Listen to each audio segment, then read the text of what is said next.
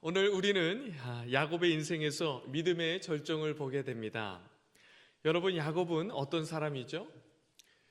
구약 성경에 등장하는 위대한 믿음의 선조 중에 여러분 많은 사람들이 있지만 여러분 이 야곱은 하나님께서 나타나실 때마다 자주 언급되는 그런 이름이 있습니다.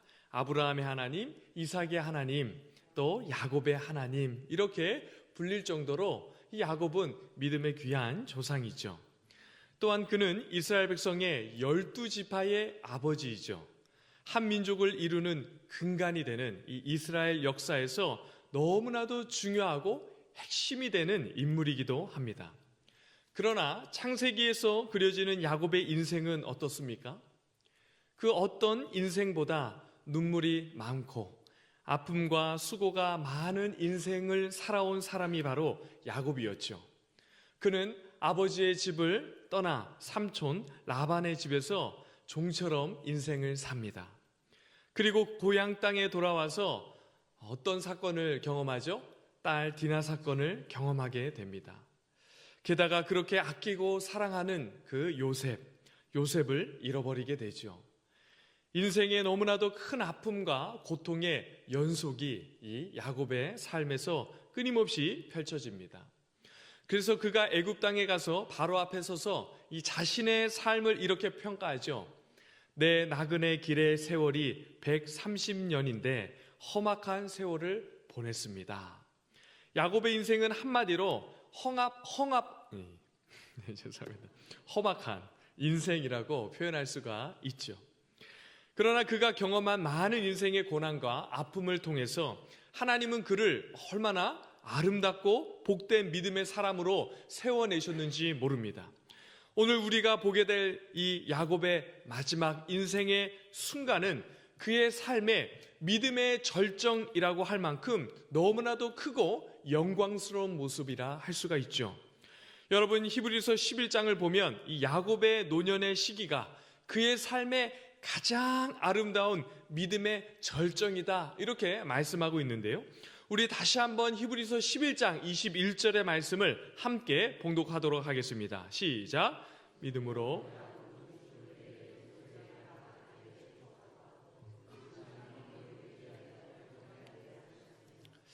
여러분, 이 말씀을 보면 이 야곱의 그 믿음의 절정을 어떻게 이야기하고 있는지를 볼 수 있는데요. 여러분, 우리가 이 짧은 이 한 구절이기 때문에 그냥 읽으면 숙하고 이 한 사건으로만 읽을 수 있고 지나갈 수 있습니다. 그러나 성경을 자세하게 보면 이 야곱의 인생, 그의 노년에 꽃을 피운 믿음의 절정인 사건이 하나가 아니라 몇 가지인 것을 보게 되죠. 두 가지라는 것을 우리는 볼 수가 있습니다. 여러분, 먼저 그의 인생의 절정을 보여주는 그런 사건이 무엇이죠? 우리 상반절 말씀을 보면 이렇게 되어 있습니다. 야곱은 죽을 때에 요셉의 각 아들에게 축복하고 이렇게 되어 있죠. 첫 번째 사건은 그가 죽을 때 요셉의 이 두 아들에게 축복하였던 사건입니다. 그리고 이 두 번째는 무엇이죠? 하반절 말씀을 보면 그 지팡이 머리에 의지하여 경배하였다 이렇게 말씀하고 있죠. 여러분, 그가 지팡이 머리를 의지해서 하나님을 경배하면서 고백하였던 것처럼 여러분, 이 고백하였던 것이 야곱의 노년에 영광스러운 그 믿음의 절정을 잘 보여주는 순간이다 이렇게 이야기하고 있는 것입니다. 여러분, 이 두 가지 사건은 창세기 이 47장과 그 다음 장인 48장에 기록되어 있는데요. 우리가 이 사건들을 잠시 살펴보면서 그의 인생 마지막 시기에 가장 아름답고 찬란하게 꽃피운 믿음과 그의 인생의 영광이 무엇인지 함께 살펴보도록 하겠습니다. 먼저 여러분, 창세기 47장 29절을 함께 보도록 하겠습니다. 우리 창세기 47장 29절 봉독하겠습니다. 시작. 이스라엘이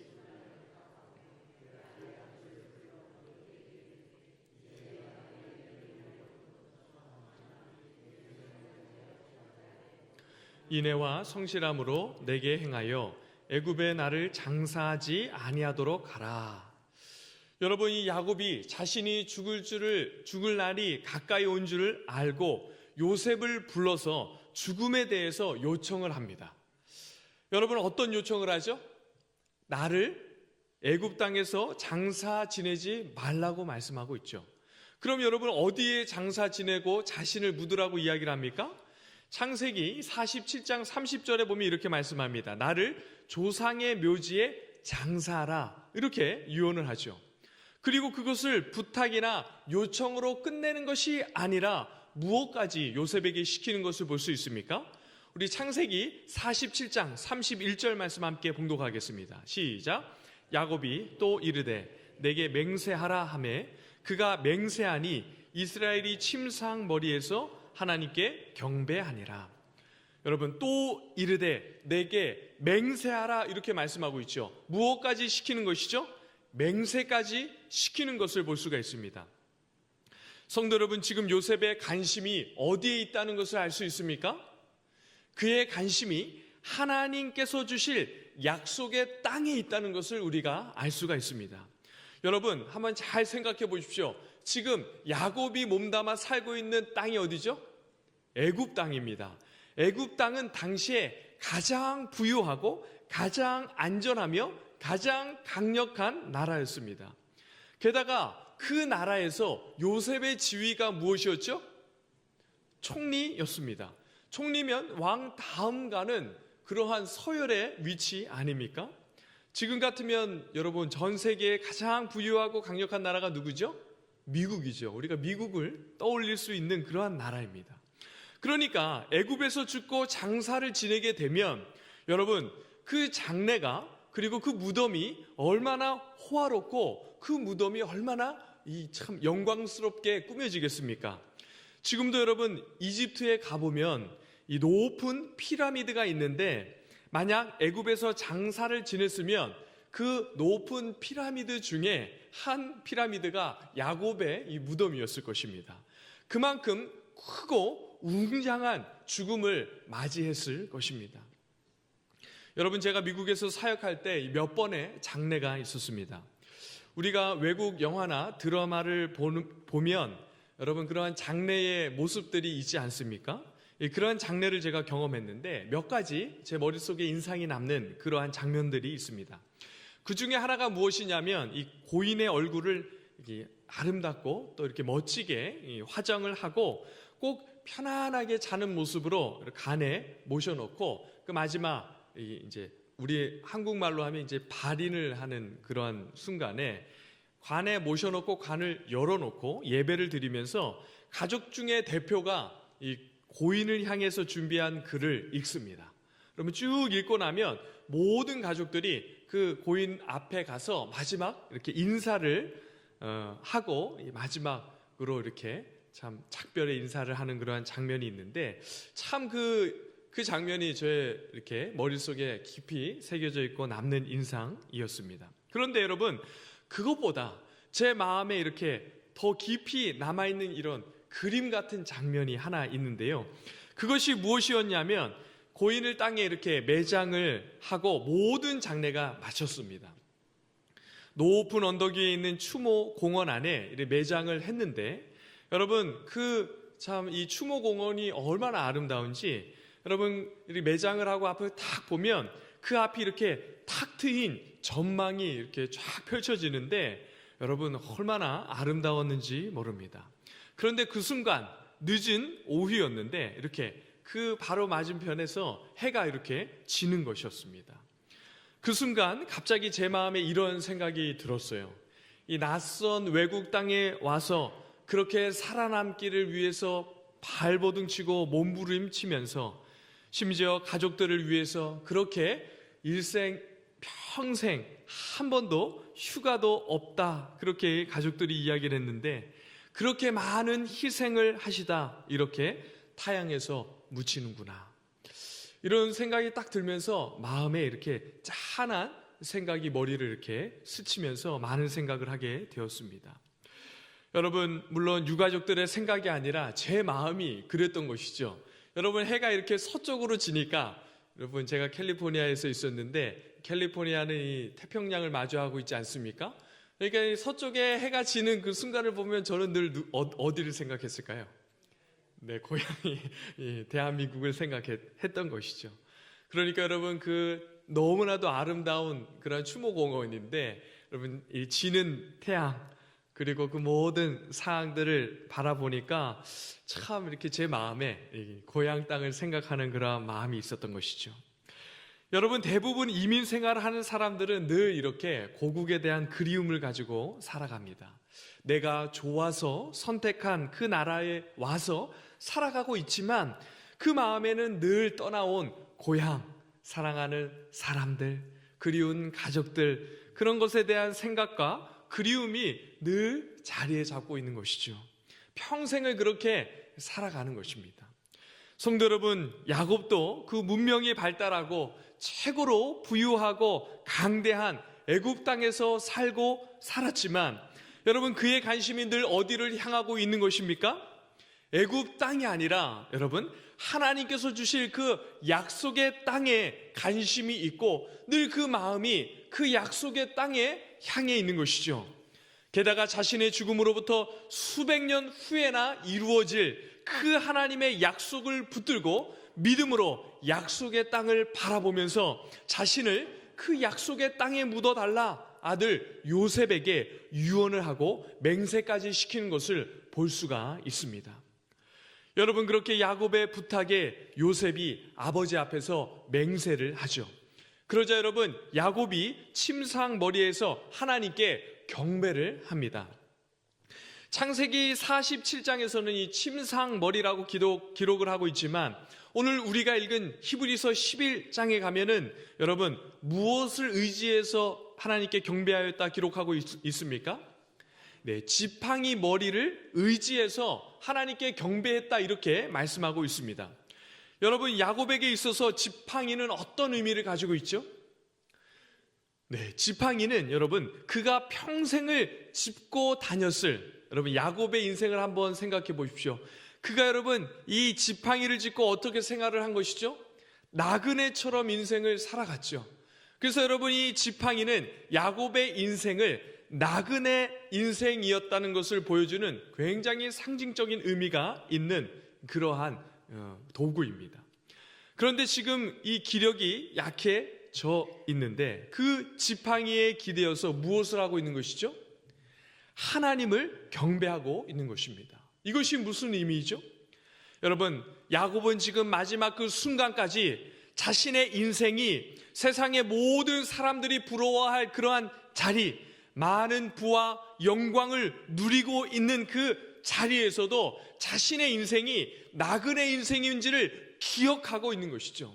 그래서 여러분 그 자신의 인생이 나그네 인생입니다 라고 생각하면서 여러분 자신의 인생이 그러한 나그네 인생임을 깨달으면서 하나님 앞에 그 지팡이에 기대어서 여러분 무엇을 하고 있는 것이죠?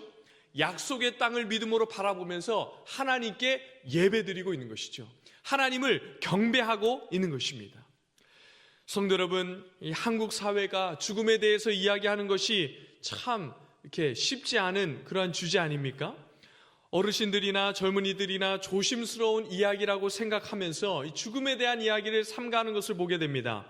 그러나 사랑하는 성도 여러분, 죽음은 누구나 예외 없이 이 땅을 살아가는 모든 인생이 경험하고 반드시 지나가야 하는 그러한 일입니다.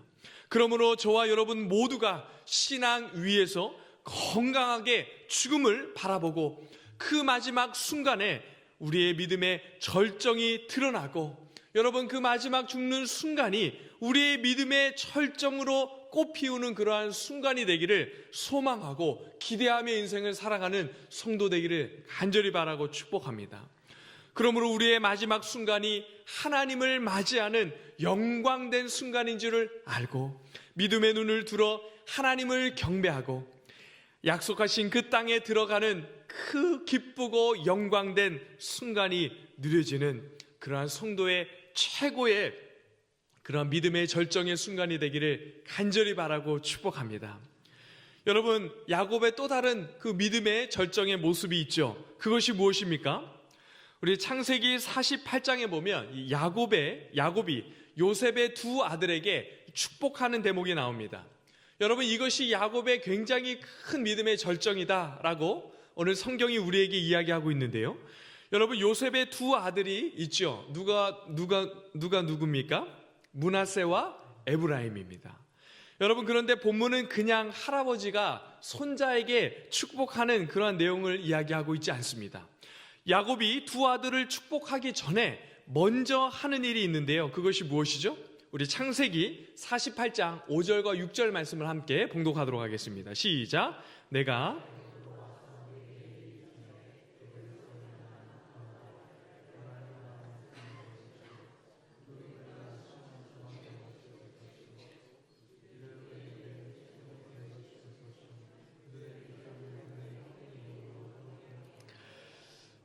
여러분, 지금 야곱이 요셉의 아들들을 어떻게 하고 있습니까?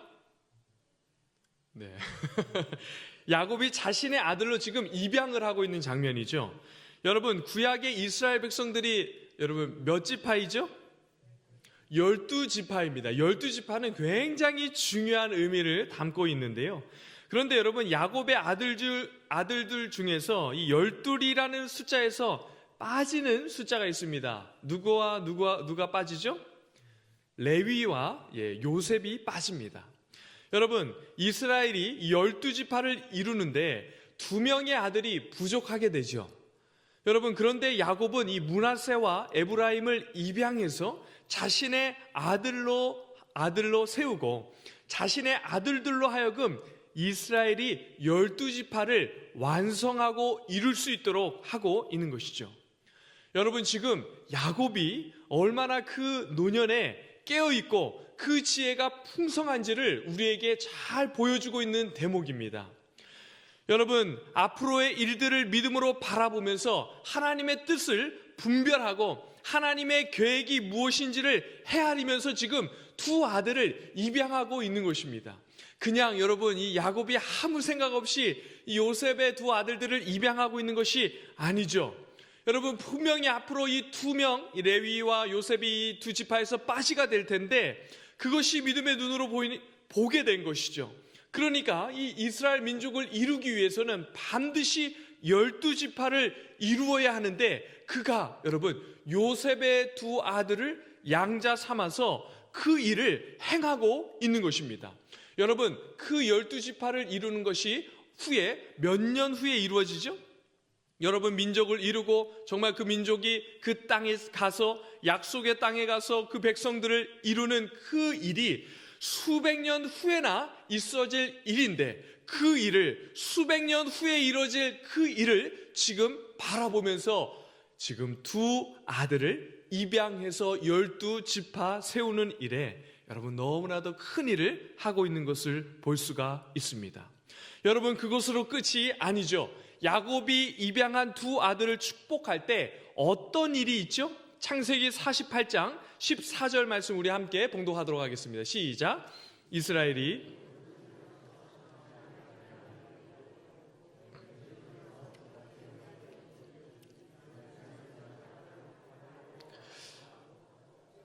여러분, 이 축복할 때 오른손으로는 장자를 축복하고 왼손으로는 차자를 축복을 하는 것이 자연스러운 것입니다. 그런데 지금 야곱은 의도적으로 팔을 바꿔서 어떻게 하는 것이죠? 왼손에 므낫세가 장자인데 이 므낫세에게 오른손으로 축복하는 것이 아니라 왼손으로 얻고, 여러분 차자인 에브라임에게 오른손을 얹어서 축복을 하고 있는 것이죠. 여러분, 요셉이 이 아들들을 데리고 갔을 때 그냥 아버지 야곱이 이렇게 손을 딱 펴면 자연스럽게 이 장자, 차자 이렇게 딱 얹어서 축복할 수 있도록 그렇게 데려갑니다. 성경이 이렇게 자세하게 묘사를 하고 있어요. 그런데 여러분, 야곱은 그것을 알았는데도 어떻게 하는 것이죠? 손을 뻗기만 하면 그냥 축복을 할 수 있는데 굳이 여러분 이렇게 손을 엇바꿔서 축복을 하는 것입니다. 성도 여러분, 야곱의 노년의 변별력이 얼마나 선명한지를 우리에게 보여주는 대목이죠. 사실 그는 지금 성경을 보면 자신의 몸도 제대로 가누기가 쉽지 않을 정도로 기력이 너무나도 많이 세해져 있는 그러한 시기였습니다. 어떤 면에서 야곱이 실수를 할 수도 있겠다 이렇게 생각할 수 있는 그런 대목이지만 그렇지가 않은 것이죠. 왜냐하면 여러분, 손을 이렇게 바꾸어서 야곱이 이렇게 축복을 하는데 마음이 불편해하는 요셉에게 이렇게 이야기합니다. 야곱에게 요셉이 이렇게 이야기하죠. 불편한 요셉이, 아버지여 그리하지 마옵소서, 므낫세가 장자이니 오른손을 그의 머리에 얹으소서. 이렇게 이 요셉이 마음이 너무 불편해서 이 아버지의 행동을 교정해 주려고 합니다. 그러자 여러분, 야곱이 어떻게 반응하는지 보십시오. 창세기 48장 19절 말씀 함께 봉독하겠습니다. 시작. 그의 아버지가 허락하지 아니하며 이르되 내 아들아 나도 안다. 그도 한 족속이 되며 그도 크게 되려니와 그의 아우가 그보다 큰 자가 되고 그의 자손이 여러 민족을 이루리라 하고. 여러분, 야곱이 요셉에게 어떻게 이야기하죠? 아들아 나도 안다. 나도 안다. 내가 지금 실수하는 것이 아니다. 걱정하지 말라. 나도 안다. 이렇게 대답하면서 에브라임과 므낫세에게 축복을 하죠. 여러분, 지금 이것이 무엇을 의미하고 있는 것입니까? 여러분, 야곱의 나이가 많아서 기력이 세지면서 그의 신앙이나 분별력도 현저하게 떨어지고 쇠하는 것이 아니라 오히려 그의 영적인 분별력이, 신앙이 더 온전해지고 풍성해졌다는 것을 알 수 있는 대목입니다. 여러분, 야곱이 평생 어떻게 살아왔죠? 평생 그의 삶을 되돌아보면 자신과 가족들을 위해서 어떻게 살아왔던 인생이죠? 움켜쥐고 어떻게든 살아남기 위해 몸부림치면서 살아왔던 그런 인생 아닙니까? 하나님의 뜻보다는 자신의 힘을 의지했습니다. 자신의 노력으로 인생을 살아왔고 누구보다도 악착같이 그러한 삶을 살았던 사람이 바로 야곱입니다. 여러분, 실수도 많고 허물도 많았던 그러한 삶을 살았지만 그가 주님 품으로 가기 전에는 그의 모습은 누구보다도 지혜롭고 영적인 분별력이 뛰어난 믿음의 사람으로 하나님의 뜻과 계획이 무엇인지를 선명하게 알고 지금 하나님 앞에 서서 그 모든 일들을 하고 있는 것이죠. 여러분, 나의 의지, 나의 뜻이 아니라 하나님의 뜻과 하나님의 계획대로 여러분 그 인생의 마지막을 그렇게 순종하면서 믿음으로 나아가고 있는 것입니다. 사랑하는 성도 여러분, 우리가 이 땅을 살아가면서 인생으로 누리는 최고의 영광이 바로 이러한 것이죠. 젊은 날 하나님을 위해서 힘을 다하고 열심을 다해서 충성스럽게 그렇게 살아가지만 여러분, 젊은이들이나 여러분 젊은 사람들이 뭔가 충성을 다하고 열심을 한다는 것이 어떤 모습으로 들어갈 때가 있죠? 열정은 있고 열심히 하지만 여러분 뭔가 부족하지요. 그런데 여러분, 신앙의 연조가 더해지면 더해질수록 성도는 점점 어떻게 변해갑니까? 거룩한 하나님의 자녀로 빚어지고 온전해지면서 그의 삶과 그의 입술의 고백 안에서 하나님의 지혜와 그 하나님의 뜻과 계획과 분별이 이렇게 묻어나고 쏟아지는 것을 우리는 발견하게 됩니다. 야곱의 아버지 이삭을 한번 생각해 보십시오. 그는 귀한 믿음의 사람이었지만 그의 노년은 어땠죠? 그의 노년은 그의 자녀들을 편애함으로 하나님의 뜻을 분별하지 못한 채 눈이 어두워져 야곱의 형 에서를 여러분, 형 에서에게 축복을 해야 되는데 누구에게 축복을 합니까? 네, 야곱에게 축복을 하는 그러한 실수를 합니다. 여러분, 야곱은 하나님의 뜻을 깨닫고 손을 엇바꿔서 자녀를 축복하는 그런 여러분 축복을 쏟아낼 줄 아는 영적인 분별력을 가지고 그 일들을 행했는데 그의 아버지 이삭은 그렇지 못하였죠. 여러분은 너무나도 영광스러운 노년의 모습이 야곱의 모습이라 할 수가 있습니다. 성도 여러분, 나이가 많고 적음과 상관없이 언제든지 우리가 주님 부르시면 그것이 인생의 마지막 아닙니까? 그런 면에서 이 귀한 야곱의 모습은 성도인 우리 모두가 닮기를 소망해야 할 그러한 모습일 것입니다. 특별히 저는 우리 교회 모든 성도들이 이 믿음과 신앙의 연조가 더해지면 더해질수록 야곱과 같은 성도의 영광스러운 모습들이 드러나기를 소망합니다. 여러분, 교회에 그런 분들이 계시면 성도들이 얼마나 행복하겠습니까? 그런 분들이 많이 계셔서 때로 삶에 어렵고 힘든 일이 있거나 신앙의 문제 때문에 참 너무나도 마음 아파할 때에 여러분 찾아가서 조언을 구하고 지혜로운 말씀을 들으면서 위로를 얻고 문제와 아픔들이 해결되는 그러한 일들이 여러분들을 통해서 풍성하게 일어나기를 간절히 바라고 축복합니다. 여러분 가운데 여러분 주변에 그러한 분이 혹시 계십니까? 저에게도 그러한 귀한 분이 계신데요.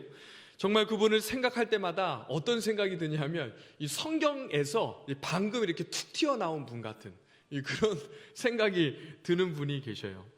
여러분, 얼마나 정말 성경 말씀이 이야기하는 것처럼 삶을 살아내려고 하고, 여러분 그 인생의 모습을 보면 주님 닮은 모습이 얼마나 풍겨져 있는지, 여러분 제가 목회를 하면 할수록 그분이 계시다는 것이 얼마나 큰 위로가 되는지 모릅니다.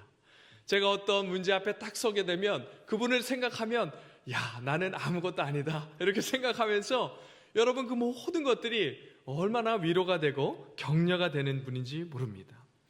때로는 제가 어떤 문제를 놓고 인생의 아픔과 고통 가운데 있을 때 그 아픔과 문제를 이렇게 툭툭 털어 놓으면 여러분 그 입에서 얼마나 지혜로운 말들이 쏟아져 나오는지 모릅니다.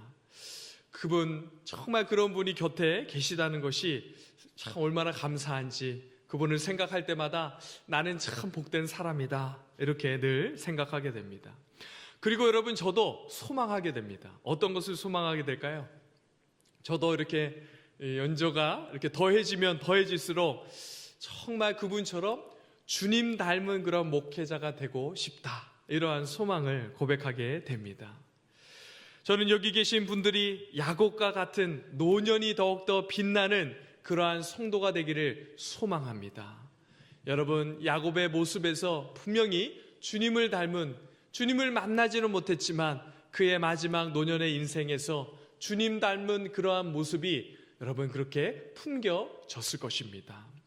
주님 닮은 그러한 아름다움이 흘러넘쳐서 여러분들의 삶 가운데, 여러분들의 입술의 고백 가운데 예수를 믿는 영광과 존귀함이 묻어나고, 여러분들을 바라볼 때마다 정말 예수님 같다, 정말 성경에서나 볼 것 같은 그러한 인생을 우리가 보는구나, 정말 저분의 입술에서 나오는 모든 말씀이 정말 주님께서 우리에게 주시는, 성경에서 나오는 주님께서 주시는 그러한 말씀과 같구나 라는 그러한 고백과 그러한 나눔이 풍성하여지기를 간절히 바라고 축복합니다.